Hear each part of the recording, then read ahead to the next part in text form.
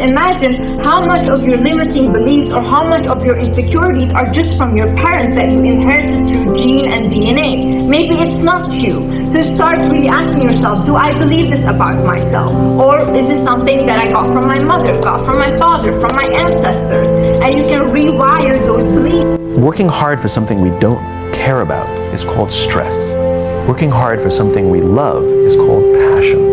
You know, what I try to do is just try to be still and understand that it's come and go. Emotions come and go. The important thing is to accept them all, to embrace them all. And then you can choose to do with them what you want versus being controlled by emotion. You know, a lot of times I've seen players, even myself, when I was younger, being consumed by a particular fear. And to the point where you're saying, okay, no, it's not good to be nervous in a situation. Now, it does nothing but grow. Versus stepping back and saying, yeah, I am nervous about the situation. Yeah, I am fearful about the situation. But what am I afraid of? And then you kind of unpack it. And then it gives you the ability to look at it for really what it is, which is nothing more than your imagination running its course. You know at what advantage you are if you just believe in yourself? Because 99% of people do not believe in themselves. 99% of people are afraid of others' opinions, are afraid to look embarrassed, and they don't think that they can do that thing. But you have that 1% that just believes in themselves, that doesn't care, they make it. So if you become of that 1%, you don't have a lot of competition. You really, really don't. You know, you get frustrated sometimes. It could feel really unfair. You could be reading something that someone is saying about you or hearing something that someone's saying about you and being like, that is so unfair because that's not who I am. And that really gets to me sometimes, and that really sucks.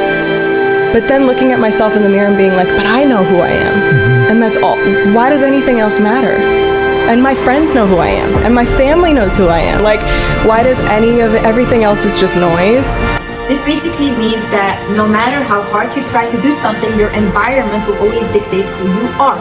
This is very, very true. If you are trying to love yourself constantly or believe in yourself that you can do something, but you have someone around you constantly in your ear telling you, you will not achieve that, you cannot do that, at some point you're going to start to believe that person over yourself because this is the environment you have.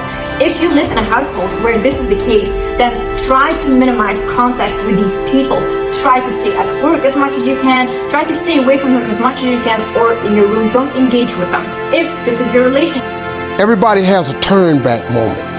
You have a moment where you could go forward or you can give up. But the thing you have to keep in mind before you give up is that if you give up, the guarantee is it will never happen.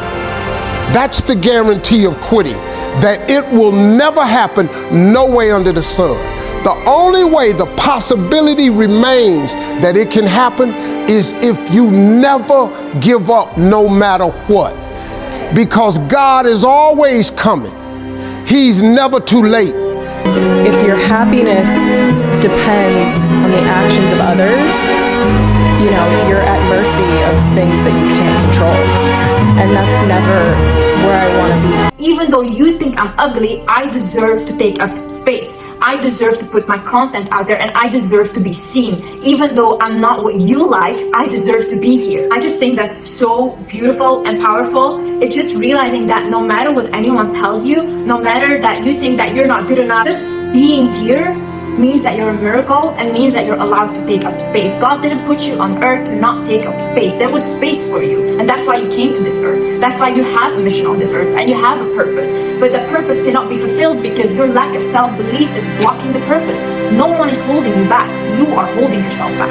Don't give anyone power over you to think that they can take something from you or make you feel something. They can't make you feel anything if you don't allow yourself to feel it. So resistance is what lowers the vibration. For example, I get a comment like, oh, I think she's so ugly. Now, if I will resist, like, oh, I'm not ugly. No, I'm not ugly. I do really look at all these things. Then I'm lowering my vibration because I'm putting so much energy into something that at the end of the day, it doesn't matter. It doesn't matter whether you think I'm good looking or whether you think I'm not good looking. It matters how I show up for myself day in, day out. It matters how I feel about myself. You really have to ask yourself, why should I feel any less about myself because someone else cannot see me the way I see myself?